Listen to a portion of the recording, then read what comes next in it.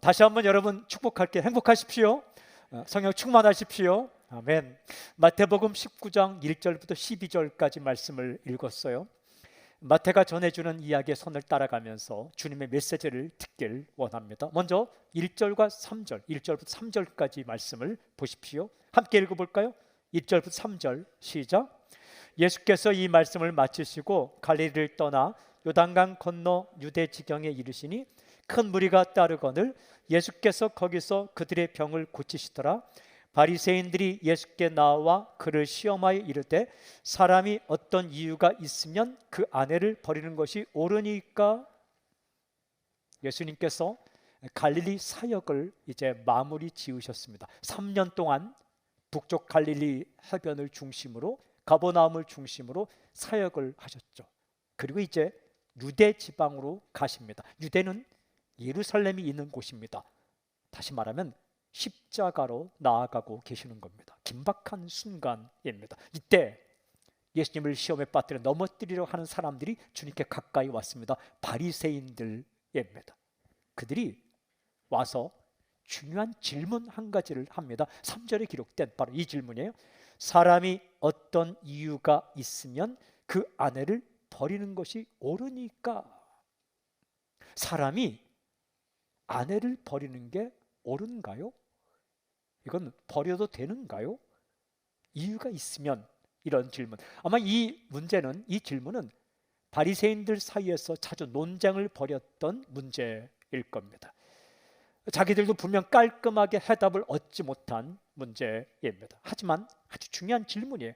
이 질문 속에 들어있는 기본적인 전제가 있어요. 그것은 사람이 그 아내를 버릴 수 있다라는 거예요. 전제예요. 사람이 그 아내를 버릴 수 있다. 이런 전제를 가지고 이렇게 질문하는 겁니다. 어떤 이유가 있으며, 무슨 말입니까? 아내를 버릴 수 있는데 어떤 이유로 버릴 수 있습니까? 라는 뜻입니다. 이 질문의 배경이 되는 것은 구약의 말씀이에요. 신명기 24장 1절에 이런 말씀이 있습니다. 사람이 아내를 맞이하여 데려온 후에 그에게 수치되는 일이 있음을 발견하고 그를 기뻐하지 아니하면 이혼 증서를 써서 그의 손에 주고 그를 자기 집에서 내보낼 것이요. 그러니까 모세를 통해 주었던 모세 오경 가운데 신명기 말씀에 이런 말씀이 있었어요. 사람이 아내를 이렇게 맞이하여 데려온 이후에 그에게 수치스러운 일이 발견되면 마음에 들지 않게 되었으니까 이혼 증서를 써서 내보내야 된다. 그러니까 이 구절을 근거로 그 당시의 사람들이 논쟁을 벌였다는 거예요. 도대체 사람을 버릴 수 있는 이유가 되는 수치스러운 일은 무엇일까? 두 가지 해석이 있었습니다. 첫째는 샴마이 학파라는 사람들은 이렇게 해석했어요. 음행한 연고, 음행한 이유, 이게 수치스러운 일이기 때문에 이 이유가 있으면 아내를 버릴 수 있다. 근데 힐랄 학파는 그렇게 하지 않고 수치스러운 일이란 음행한 이유뿐만 아니라 여러 가지 이유가 될 수 있다. 책을 읽어보면 이런 이유가 있습니다. 여자가 음식을 맛없게 만들어서 남편이 못 먹게 한 것. 두 번째는 길가에서 바느질한 것. 세 번째는 머리를 묶지 않고 다닌 것. 네 번째는 길거리에서 남자들과 이야기한 것. 다섯 번째는 남편이 보는 앞에서 시부모에게 불경스럽게 말을 한 것. 또 한 가지는 목소리가 커서 옆집까지 들리도록 시끄럽게 말한 것. 이런 것들도 이혼의 그 사람 버릴 이유가 될 수 있다. 어떤 학파의 견해를 사람들이 좋아했을까요? 그 당시 사람들이 힐렐 학파, 즉 여러 가지 이유로 인해서 사람을 버릴 수 있다는 이 견해를 받아들였습니다. 사람이 참 악하죠. 사람이 참 악한 존재입니다. 문제가 되었습니다. 그래서 이 바리새인들도 수없이 많은 논쟁을 벌였는데 그러니까 논쟁의 끝이 없자 이 곤란한 질문을 가지고 예수님께 다가왔다는 거죠. 그 당시 유대인들의 이 생각 밑바닥에는 어떤 생각이냐, 두 가지 무시무시한 생각이 있는 거예요. 첫째는 뭐냐면 여자는 남자의 소유물이다라는 생각입니다. 내 소유물이니까 내가 취했다가 내가 버릴 수 있다는 무서운 생각이 있고, 두 번째는 사람은 사람의 수단이 될 수 있다라는 생각입니다. 사람은 한 사람 한 사람이 그 자체가 목적이고 선한데, 내가 내 유익을 위해 수단으로 취했다가 쓸모가 없어지면, 싫어지면 버릴 수 있다라는 무시무시한 인간관이 그 밑바닥에 있는 거죠. 이 질문에 대해 예수님께서는 어떻게 대답하셨을까? 4절부터 6절 이렇게 대답하셨습니다. 예수께서 대답하여 이르시되 사람을 지으신 이가 본래 그들을 남자와 여자로 지으시고 말씀하시기를 그러므로 사람이 그 부모를 떠나서 아내에게 합하여 그 둘이 한 몸이 될지니라 하신 것을 읽지 못하였느냐? 그런즉 이제 둘이 아니요 한 몸이니 그러므로 하나님이 짝지어 주신 것을 사람이 나누지 못할지니라 하시니. 예수님의 말씀 가운데 굉장히 중요한 표현이 한 가지 있어요. 바로 이 말입니다. 본래. 원래는 이런 의미입니다. 8절에도 나오지만, 그러니까 사람을 지으신 이, 즉 하나님께서 본래 가지고 계셨던 뜻이 무엇이냐? 하나님께서 사람을 만드실 때에 원래 가지고 계셨던 하나님의 꿈, 하나님의 이상, 그게 무엇이냐?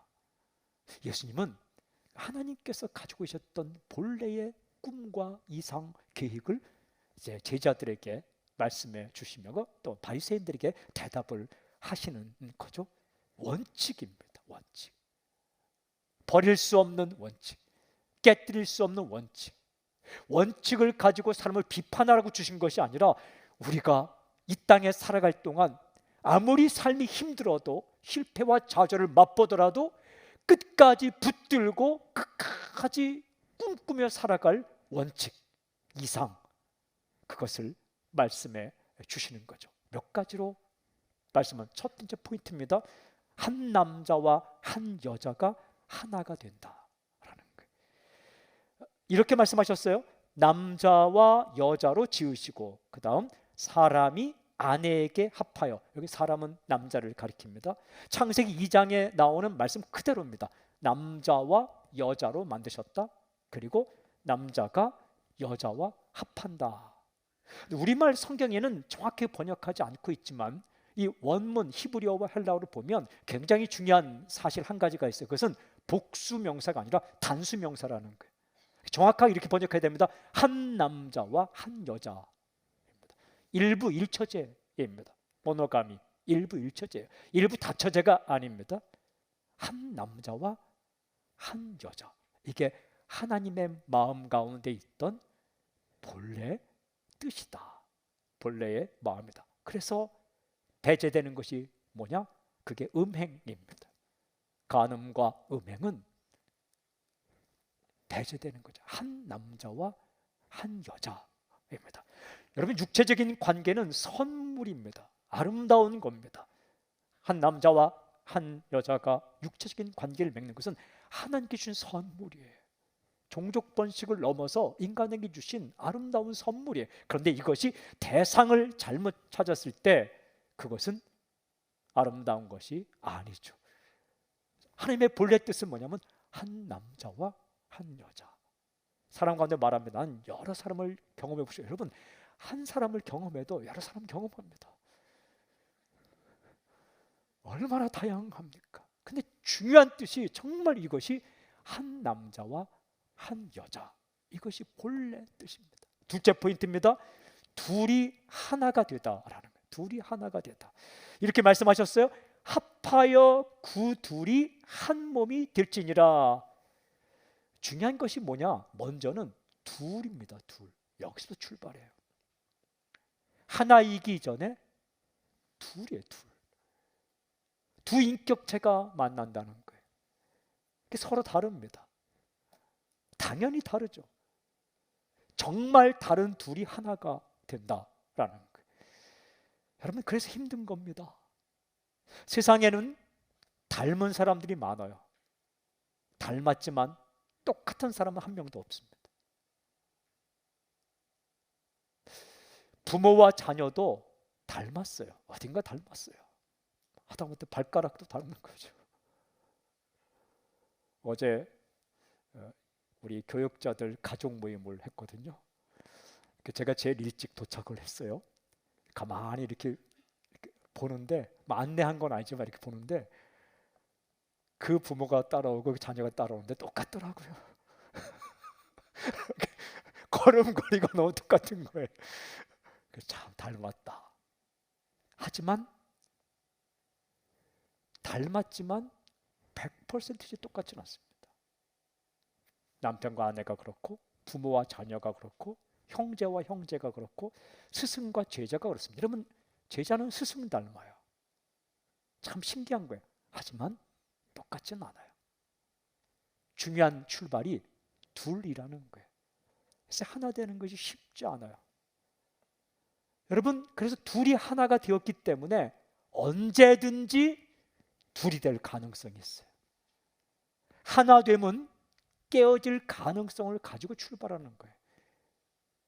도전한다는 것은 실패할 가능성까지 끌어안고 시작하는 거예요. 그러니까 둘이 하나가 된다는 것은 언제든지 여차하면 둘이 될 가능성이 있다는 겁니다.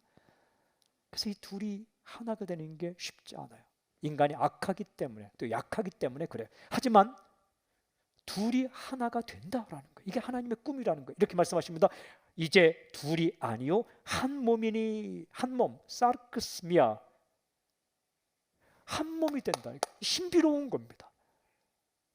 서로 함부로 나누어질 수 없다라는 거예요. 남편과 아내와의 관계를 예를 들어 말씀하시지만 한 남자와 한 여자의 관계는 모든 인간관계의 표본입니다. 부모, 자녀, 형제와 형제, 자매와 자매, 스승과 제자, 목회자와 성도, 성도와 성도, 친구와 친구, 그 관계의 표본이 되는 거죠. 둘이 하나가 되는 게 참 어렵다. 하지만 하나님의 꿈은 그렇게 서로 다른 둘이 인격체가 만나 한 몸으로 살아가는 것을 원하신다라는 거예요. 창세기 2장을 읽어보면 이 비밀을 말씀하시는 중요한 단어가 나옵니다. 2장 18절에 돕는 배필이라고 해요. 돕는 배필. 돕는 배필이 에제르 에베네도라는 말인데 이것은 뭐냐 하면 가치가 같은 한 짝이란 뜻입니다. 가치가 같은 한 짝. 서로 다르지만 똑같은 가치를 가지고 있고 둘이 하나가 되어 어울릴 때 아름답게 보이는 한 짝꿍을 배필이라고.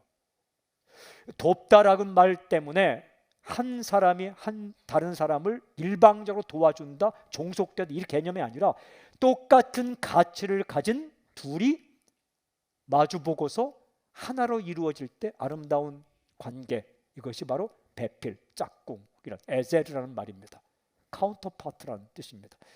여러분, 그런 관계로 사람을 만들었다. 쉽게 예를 들면 신발 한 짝, 신발은 오른쪽이 있고 왼쪽이 있죠. 근데 구두는 오른쪽 왼쪽이 바꿔 신으면 정말 힘들어요. 이게 운동화는 조금 힘들어요. 아주 조금 힘든 게 고무신이에요. 저는 대학교 때 고무신을 신고 다녔습니다. 흰 고무신을 신고 철학도처럼 다녔습니다.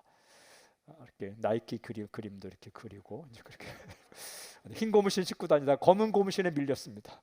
검은 고무신이 더 희귀했습니다. 근데 이제 고무신은 이렇게 뭐 오른쪽을 왼쪽에 신어도 왼쪽을 오른쪽에 신어도 들어갑니다. 그래도 불편하더라고요.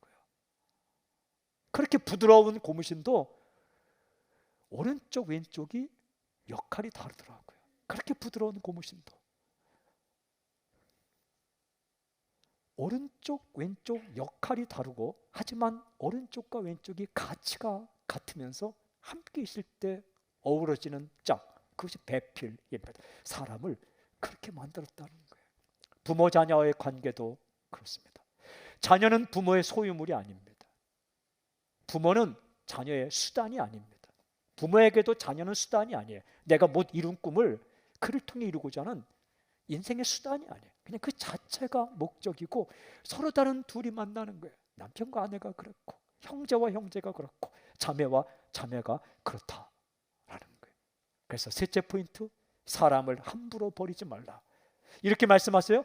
하나님께서 짝지어 주신 것을 사람이 나누지 못할지니라. 이건 원칙입니다. 율법이기 이전에 원칙이에요.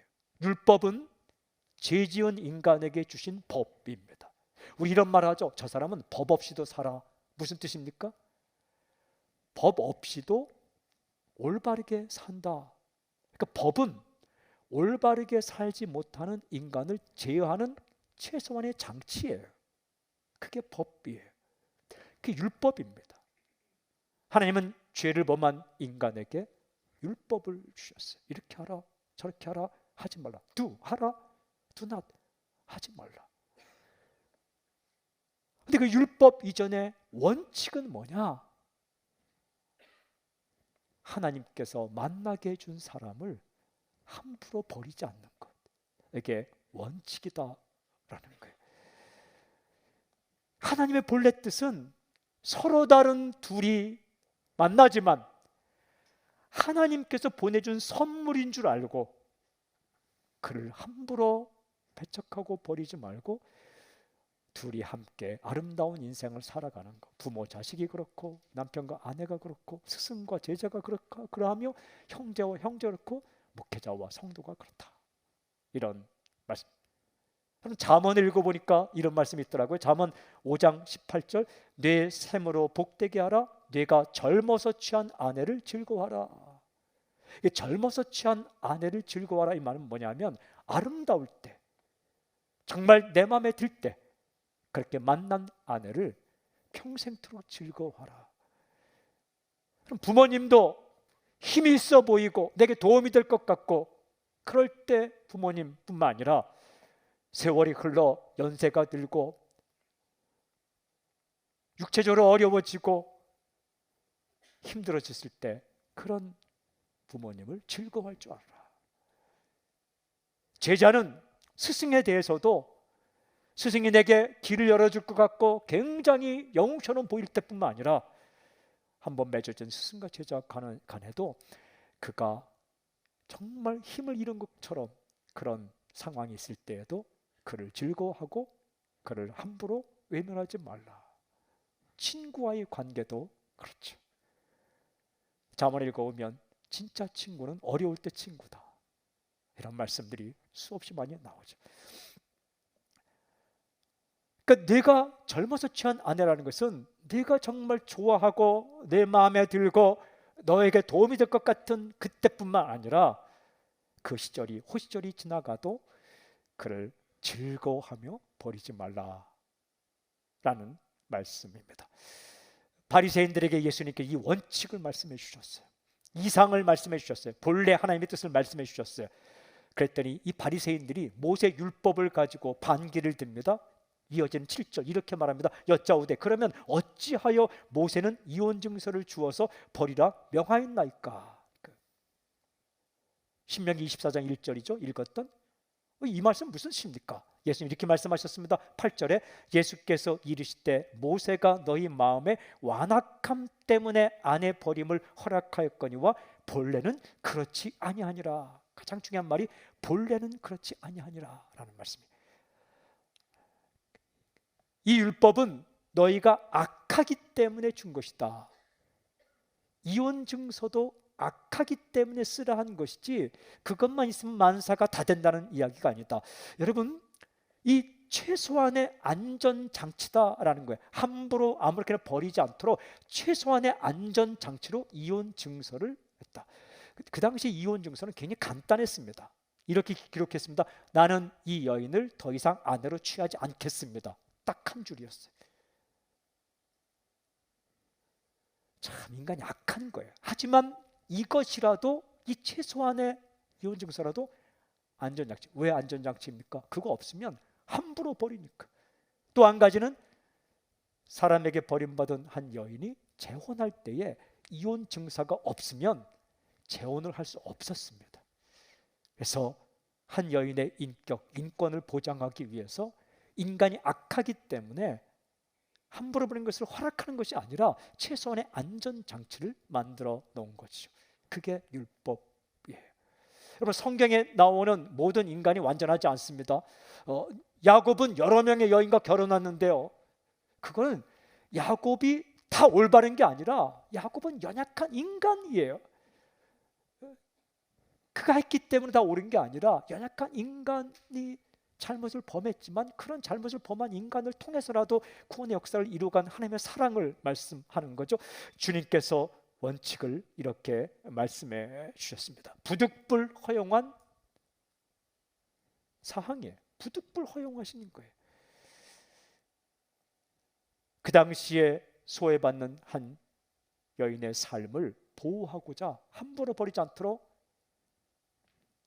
정말 부득불 이혼할 때는 증서를 써라. 그리고 그 여인이 그것을 가지고 새 출발할 수 있게끔 증서를 써주라 라는 부득불 허용한 안전장치 허용이지 이것이 원칙은 아니다. 원칙과 이상은 무엇이냐? 여러분, 둘이 만나, 서로 다른 둘이 만나, 남편과 아내, 부모와 자녀, 친구와 친구, 스승과 제자, 이런 관계가 아름답게 이해하고 존중하며 젊어서 취한 사람도 나이 많아 늙을지라도 함께 사랑하며 가는 것이 하나님의 본래 뜻이다. 중요한 마지막 네 번째 포인트입니다. 하나님의 이상을 품고 현실 속에 살아가라. 우리가 어떻게 살 것인가? 하나님의 이상을 품고 현실 속에 살아가라. 예수님께서 하신 말씀 가운데 정말 중요한 말씀, 이 말씀이라 말씀드렸습니다. 8절에 본래는 그렇지 아니하니라. 무슨 말씀입니까? 현실 때문에 부득불 사람이 헤어질 수도 있고 갈라설 수도 있지만 본래 하나님의 뜻과 계획과 이상은 그렇지 않다. 인간의 약함 때문에, 인간의 부족함 때문에 사람이 버리고 버림받는 일이 인생 가운데 일어나고 주변에 일어날 수 있지만 본래의 하나님의 계획은 그렇지 않다. 단호하게 이렇게 말씀합니다. 9절에 내가 너희에게 말하노니 누구든지 음행한 이 외에 아내를 버리고 다른 데 장가드는 자는 간음함이니라. 수없이 많은 이유 가운데 음행이라는 것이 가장 심각한 문제가 되죠. 그런 이유 때문에 헤어질 수 있지만 그러나 본래 하나님의 뜻은 1차적으로는 한 아내와 한 남자가 서로에게 집중하며 살기를 원하고 또한 어떤 일은 현실 가운데 사람이 헤어질 수 있지만 본래 하나님의 마음은 헤어지지 않고 아름답게 살아가는 것이다. 한 남자에게 집중하고 한 여인에게 집중하고 서로 다른 면이 발견될지라도 서로 이해하고 존중하며 살아가는 것이다. 그러니까 하나님의 마음을 말라기에는 이렇게 읽거든요. 말라기에서 2장 16절 이스라엘 하나님 여호와가 이르노니 나는 이혼하는 것 미워하노라. 만군의 여호와의 말이니라. 미워한다는 것은 정죄하고 비판하는 게 아니라 마음 아프다는 거예요. 이 부모의 마음과 똑같아요. 하나님의 마음이. 하나님의 마음이 부모의 마음이고 목회자의 마음이고 그리고 사랑이 충만한 사람. 그러니까 하나님은 사람과 사람이 이렇게 헤어지는 것 마음 아프다는 거예요. 본래는 이해하고 존중하며 어떻게든 아름답게 사는 것이다. 이 이야기를 원칙을 현실이 아니라 현실이 그러니까 현실대로 살아 그렇게 예수님 말씀하지 않았어요. 다 그렇게 사니까 너희도 그렇게 살면 돼 라고 주님께서 말씀하지 않았어요. 뭐 세상 사람 다 그렇게 사는데 너라고 별 수 있어? 그냥 하나님의 본래 뜻 상관하지 말고 살아 라고 그렇게 말씀하지 않았어요. 현실은 아니지만 하나님의 본래 뜻은 이런 거야. 꿈꾸며 살아 라고 말씀했을 때 제자들은 어떻게 반응했는가? 제자들이 이렇게 반응했어요. 10절 제자들이 이르되 만일 사람이 아내에게 이같이 할진대 장가들지 않는 것이 좋겠나이다. 이렇게 말했어요. 제자들이. 아유 그렇게 사는 게 힘들 바에는 아예 장가 안 들겠습니다. 고마워요 제자들에게. 왜냐하면 제자들도 우리와 똑같은 사람들이잖아요. 아유 그렇게 힘들 거면 아예 시작 안 하겠습니다. 그런데 주님께서 이렇게 말씀하셨어요. 11절 12절 예수께서 이르시니 이르시되 사람마다 이 말을 받지 못하고 오직 타고난 자라 할지니라. 어머니의 태로부터 된 고자도 있고 사람이 만든 고자도 있고 천국을 위하여 스스로 된 고자도 있도다. 이 말을 받을 만한 자는 받을지어다. 고자란 결혼할 수 없는 남자를 가리키죠. 육체적으로 본래부터 흠이 있거나 그리고 이 왕실에서 일하기 때문에 후천적으로 된 사람, 아니면 하나님의 나라를 위해 헌신하기 때문에 결혼하지 않는 사도 바울 같은 경우죠. 그것은 하나님의 특별 사항이다. 하나님의 특별한 부르심이 있을 때는 그럴 수 있겠지만 일반적인 하나님의 뜻은 외롭고 힘든 이 세상 가운데 서로 다른 사람이 만나 끝까지 잘해주고 보듬어주며 동행길을 가는 것이 하나님의 본래 뜻이다라는 거예요. 여러분, 우리는 이 땅에 살 동안 이상과 현실 사이에 살아가요. 이상은 하나님의 본래 뜻이에요. 하나님이 본래 원하시는 뜻. 현실은 우리가 세상에서 경험하는 것들이에요. 그런데 이상과 현실 사이에 차이가 있다는 거예요. 여러분, 크리스찬은 갈등하며 살아갑니다. 하나님의 사람은 고민하고 살아갑니다. 로마서 7장에 보면 사도 바울이 나는 고민이 없다, 얼마나 편안한가 고백하지 않고 오호라 나는 곤고한 사람이로다, 이 사망의 몸에서 누가 나를 건져내랴. 한 법으로는 하나님의 뜻을 행하고자 하지만 다른 한 법으로는 죄악이 나를 끌어가는구나. 갈등한다는 거예요. 여러분, 우리는 매일매일 성경을 읽고 그리고 예배를 드릴 때마다 하나님의 본래 뜻과 하나님의 꿈을 들어요. 하지만 현실은 녹록지 않아요. 이상과 현실의 괴리를 경험하고 살아요. 그게 크리스찬이에요. 영적인 사람일수록, 더욱더 성령 충만한 사람일수록 세상 한복판에 가 살아갈 때에 내가 깨달은 내 마음에 주신 하나님의 꿈과 하나님의 계획과 하나님의 본래 마음, 나를 향한 하나님의 마음을 알기 때문에 더욱더 괴로운 거예요. 그게 영성이에요. 영성이란 아무런 고민이 없는 상태가 아니라 하나님의 꿈을 받았기 때문에 하나님의 꿈과 다른 현실을 보며 괴로워하는, 그러면서 어렵고 힘들지만 어린이처럼 순수하게 그래도 삶의 한 줄이라도 하나님의 뜻을 따라가는 그 삶이 크리스천의 제자의 삶이에요. 예수님은 우리에게 이렇게 말씀하시는 거예요. 현실이 아무리 어려울지라도, 현실에서 한번 실패하더라도, 그 한 현실에서 어려운 걸 경험했을지라도 절대로 이 땅에 살 동안, 이 땅의 인생을 마감할 때까지는 하나님의 꿈과 하나님의 이상과 하나님의 본래 마음을 절대 잃지 말라. 그 원칙을 말씀해 주시는 거예요. 사람은 참 신기해요.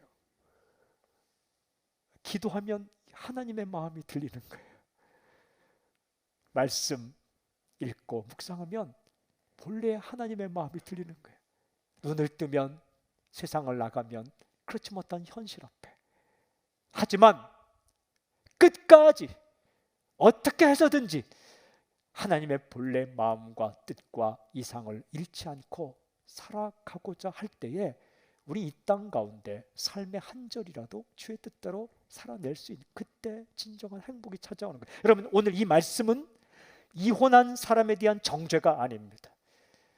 쉽게 왜 그렇게 했어라고 정죄하는 말입니다. 여러분, 예수님은 한 번도 어려움을 당하고 어려운 경험한 사람을 정죄한 적이 없어요. 요한복음 4장에 보면 수가성에서 만난 사마리아 여인, 남편이 5이나 있었고 지금은 6번째 남편도 실제 남편이 아닌 사람, 여인을 만났을 때 그 인생을 정죄하지 않았어요.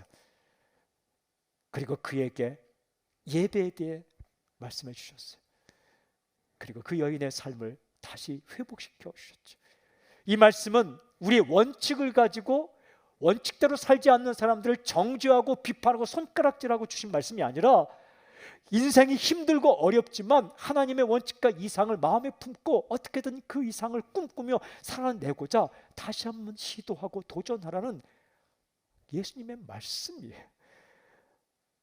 여러분, 상한 갈대를 꺾지 않고 꺼져가는 심지를 끄지 않는 그 주님께서 우리가 이 땅에 살 동안 이 냉엄한 현실 속에서 우리가 실패하고 좌절할지라도 이 아름다운 꿈을 다시 꿈꾸며 살라는 거예요.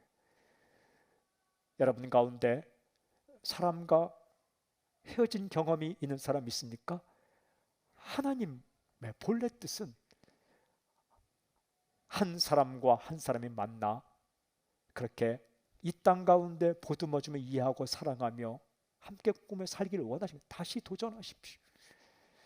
다시 좋은 사람 만나는 그런 역사가 있길 바랍니다. 사랑하는 부모님께 잘하십시오. 부모님은 내 수단이 아니에요.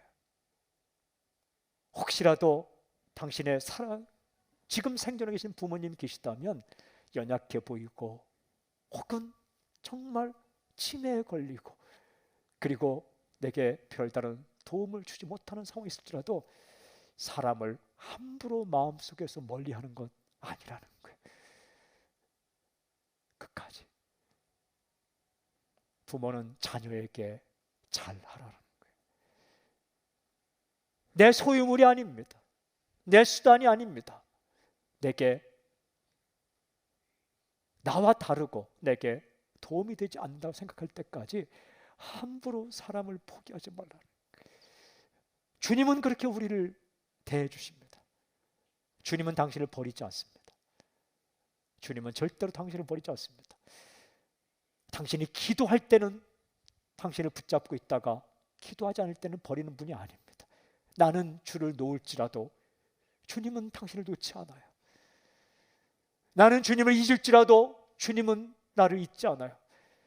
젖먹이는 아이를 둔 어미가 젖먹이는 아이를 잊을 수 없어요. 하지만 성경에는 젖먹이는 아이를 둔 어미가 그 아이를 잊을지라도 하나님은 너를 잊지 않는다라고 말씀하세요. 그것이 하나님의 행동이고 하나님의 꿈이고 우리가 그렇게 살기를 원해요. 여러분, 선물입니다.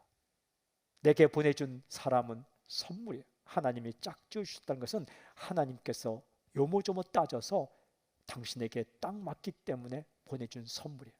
내게 부모님이 선물이고 내게 자녀가 선물이고 내게 아내가 선물이고 내게 남편이 선물이고 내게 목회자가 선물이고 내게 성도가 선물이고 그리고 내게 스승이 선물이요 내게 제자가 선물이요 이 땅 가운데 만나는 동역자가 선물이에요. 기업가는 함께 일하는 말단 직원까지 함부로 버리지 않고 수단이 아니에요. 그 삶을 목적으로 생각하고 그 하나님께 짝지어졌다 생각하고 소중히 여길 때 진정한 존중받는 사람으로 살 수 있는 겁니다. 현실은 그렇지 않아요. 우리도 현실 속에 살기 때문에 때때로 좌절을 맛봐요. 하지만 다시 한번 마음을 추스리고 하나님의 뜻과 이상을 가지고 다시 한번 도전하고 살아갈 때 우리의 삶은 조금이라도 변해갈 수 있는 거죠. 예수님은 그런 마음으로 바리새인과 제자들에게 말씀해 주신 거예요. 왜? 예수님은 우리 인생에 기대를 가지고 있기 때문에. 왜? 예수님은 우리 인생 가운데 소망을 가지고 있기 때문에. 왜? 예수님은 우리를 포기하지 않기 때문에. 부단히 꿈과 이상을 말씀해. 교회는 현실을 넘어서는 하나님의 꿈과 이상을 들을 수 있는 곳이에요. 말씀은 현실과 동떨어진 게 아니라 현실에 치며 살아가는 사람에게 다시 한번 하나님의 본래 뜻과 본래 이상과 하나님의 본래 꿈을 말씀하는 게 말씀이에요.